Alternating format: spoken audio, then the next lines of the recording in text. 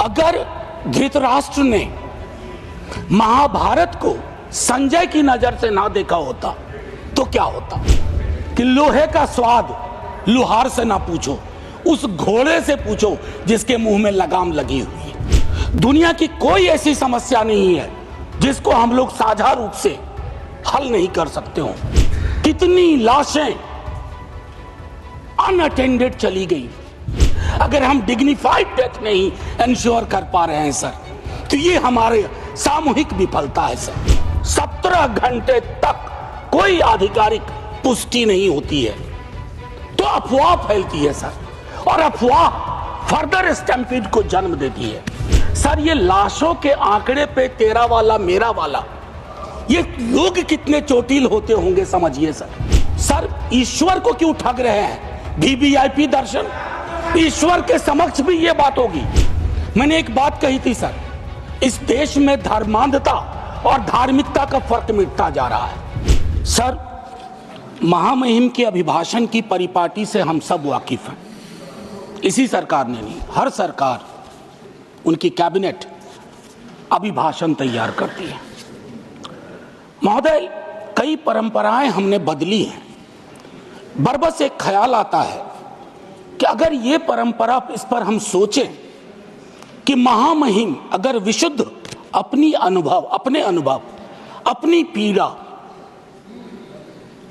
और कोई ऐसा मैकेनिज्म हो, ये मैं आगे के लिए सवाल छोड़ता हूं, क्योंकि मैं आज सुबह सोच रहा था माननीय उपसभापति महोदय, अगर धृतराष्ट्र ने महाभारत को संजय की नजर से ना देखा होता तो क्या होता?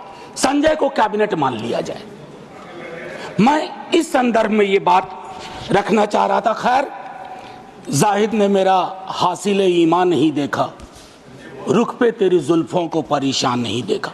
तो जो परेशानियां हैं, जो दिक्कतें हैं, वो अगर रिफ्लेक्ट होती हैं सर, तो एक कलेक्टिव विल उस पर काम करेगा सर। दुनिया की कोई ऐसी समस्या नहीं है जिसको हम लोग साझा रूप से हल नहीं कर सकते हो। यह पक्ष विपक्ष का मामला नहीं है। उस संदर्भ में यह बात मैं कह रहा था सर। यह अवसर है, महाकुंभ में जो जाने गई हैं, मैं उनके लिए श्रद्धांजलि व्यक्त करता हूं अपने सभी साथियों की ओर से।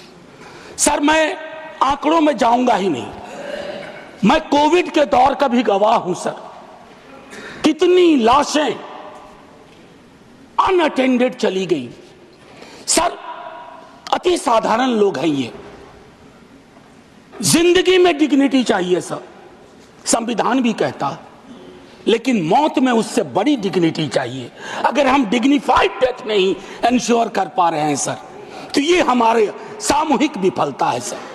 क्या आंकड़े की बात करूं? मैं जानता हूं मुझे फोन आते हैं, आपको भी आते होंगे कि फलनवा वो गया है, कोई खबर नहीं लग रही है, फोन नहीं लग रहा है। वो व्यग्रता, वो चिंता सर तब बढ़ जाती है ना जब 17 घंटे तक कोई आधिकारिक पुष्टि नहीं होती है तो अफवाह फैलती है सर, और अफवाह फर्दर स्टैम्पीड को जन्म देती है। 2-3 जगह हो जाते हैं। और मैं क्या कहूं सर, मैं सोच रहा था कल जब बातचीत शुरू हुई, खड़गे साहब बोल रहे थे, बाकी लोग, मैं सोचा कि इतनी देर में नेहरू जी नहीं आए, तो नेहरू जी भी आ गए। 54 के कुंभ का जिक्र हुआ संभवतः कि इतने लोग मारे गए थे सर। ये लाशों के आंकड़े पे तेरा वाला मेरा वाला, ये लोग कितने चोटिल होते होंगे समझिए सर। मैं आपके माध्यम से ये कहना चाहता हूं।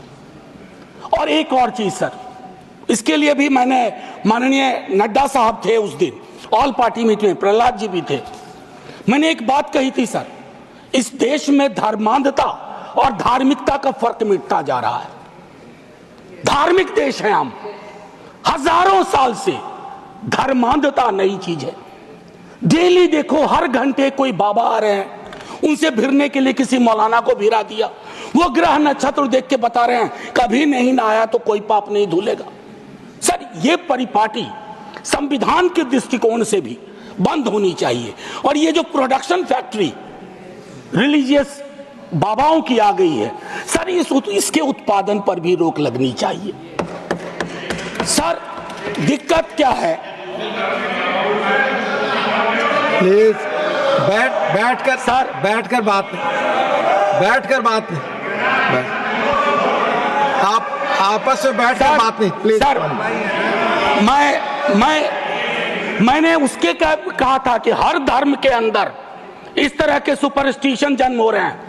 और मैं एक और बात कहता हूं सर, ईश्वर को क्यों ठग रहे हैं? वीवीआईपी दर्शन, ईश्वर के समक्ष भी ये बात होगी कि एक जनसाधारण का दर्शन, एक वीवीआईपी दर्शन। सर, ये संविधान सबसे मजबूत चीज है। पॉलिटिकल पार्टीज कलेक्टिव विल है। कोई भी वीवीआईपी दर्शन किसी मंदिर में, किसी दरगाह में नहीं होगा। कभी प्लीज आप बैठ जाइए सर। मैं सिर्फ इतना कहना चाहता हूं सर कि माननीय महामहिम ने एक बात रखी कि सरकार के निर्णयों से गरीब, मध्यम वर्ग, युवा, महिलाओं, किसानों को सर्वोच्च प्राथमिकता मिलती है। सर, अगर ये सच होता तो मैं ये सवाल नहीं उठाता। आंकड़े तो हमें उपलब्ध ही नहीं हो पा रहे हैं सर। सेंसस ही नहीं हो रहा तो बाकी छोड़ दीजिए। हम कास्ट सेंसस की बात करते हैं, यहां सेंसस का एलोकेशन ही देख करके चिंता में पड़ गए हैं कि आखिर कौन सी चिंता है। सर, ये आंकड़े चिंता का विषय है सर। किसान प्राथमिकता में है और किसान से संवाद नहीं है सर। असल में एक बात एक कवि ने कही थी सर, आप मुझसे बेहतर जानते हैं कि लोहे का स्वाद लोहार से ना पूछो, उस घोड़े से पूछो जिसके मुंह में लगाम लगी हुई है। ये हम पूछना भूल गए हैं सर। मैं एक महत्वपूर्ण मुद्दा जो मैंने ऑल पार्टी मीट में भी कहा था, आय की घोर असमानता, ये हमको आपको आने वाले वर्षों में और परेशान करेगी। बिलियनियर ज्यादा हो उससे विरोध नहीं है, लेकिन ये जो खाई बढ़ती जा रही है सर, वर्ग और जाति का ऐसा खेल हो गया है कि लोगों के बीच में डेप्रिवेशन इंडेक्स, मैं आंकड़ों की बात कर रहा हूं। No cross talk please. आमतौर पर आप झाजी चेयर की सर, मैं सिर्फ ये कहना चाहता हूं, बेरोजगारी मैं जानता हूं सर, इसका इंस्टेंट सॉल्यूशन किसी के पास नहीं है। मैं ये कहूं कि नड्डा साहब की सरकार बैंडेड लगा देगी, नहीं सर, वो नहीं होगा। लेकिन कलेक्टिव विल क्या है, ब्लूप्रिंट क्या है बेरोजगारी के लिए? उसके लिए पहली चीज होती है सर, एक्नॉलेज इट, मानो कि बेरोजगारी है। डोंट कुक डेटा कुकिंग करेंगे, इतने को ऐसे रोजगार मिल गया, इतने वहां कुछ तल रहा है, इससे फर्क नहीं पड़ता सर। हर 3 युवा में 2 बेरोजगार है। और नतीजे में देखिए सर, एक हमारे यहां संस्था है बिहार में जो परीक्षाएं कंडक्ट करती हैं उच्च पदों की सर, उसका करिकुलम वाइटे कहता है कि बीते कुछ वर्षों में कोई भी परीक्षा बिना रिगिंग के नहीं हुई है। और अगर आप वहां जाकर के न्याय मांगो तो आप पे लाठी चार्ज होता है। तो युवाओं का कौन सा देश हम दे रहे हैं सर? एक ऐसा देश जिसमें वो अपनी मांगों के लिए सड़कों पे ना आए, और लेजिटिमेट मांग सर, कोई गलत मांग नहीं सर। मेरे रेलवे मिनिस्टर साहब के रेफरेंस से बहुत सारी ट्रेनों का जिक्र किया, वंदे भारत, अमृत भारत, नमो भारत। मुझे कोई गुरेज नहीं। नीरज भाई ने कल अच्छी एक बात कही थी। हम और नीरज भाई वैशाली एक्सप्रेस में एक बार मिले थे। ये बस्ती से चढ़े थे संभवतः, मैं सहरसा से था सर। मैं चाहूंगा कि वो जो पुरानी एक्सप्रेस और पैसेंजर ट्रेन्स हैं जो इस देश के 88-90% कैरेज को ले जाती है, लोगों को ले जाती है, उनकी क्या हालत, उनकी हालत अगर देख लें। और मैं तो कहूंगा माननीय रेल मंत्री जी से आपके माध्यम से औचक निरीक्षण करें, लेकिन भेष बदल के, मुरेठा उरेठा बांध लें, दाढ़ी बढ़ा लें, ताकि लगे नहीं कि ये वही व्यक्ति है। और फिर देखें कि अद्यतन स्थिति क्या है सर। पेज नंबर 25 में माननीय महामहिम कहती हैं वामपंथी उग्रवाद से प्रभावित जिले कम हो रहे हैं। बड़ी खुशी की बात है। लेकिन एक दक्षिणपंथी उग्रवाद भी है, एक दक्षिणपंथी अतिवाद भी है। और जिसके अंदर संभावना होती है कि वो छद्म राष्ट्रवाद का रूप ले लेता है, उसके बारे में हम क्या सोच रहे हैं, ये भी सर तय करना होगा।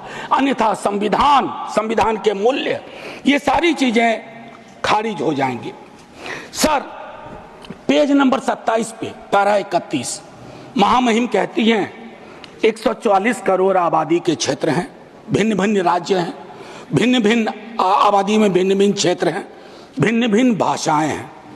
मेरी समझ में नहीं आया कि हमने रिलीजन को, धर्म को ओमिट क्यों किया इसमें। हम भिन्न भिन्न धर्म के भी देश हैं और ये हिंदुस्तान की खूबसूरती है, भारतवर्ष की खूबसूरती है कि दुनिया का कोई ऐसा धर्म नहीं है जो हमारे यहाँ ना हो और पारस्परिक मेल जोल का एक लंबा इतिहास रहा है। हम दुनिया को सीख दे सकते हैं, हम दुनिया को सीख दे सकते हैं कि let's learn from pluralism from us, peaceful coexistence. हालांकि हाल के दिनों में हमने वो लर्निंग का जो मॉड्यूल है उसको खराब कर दिया है।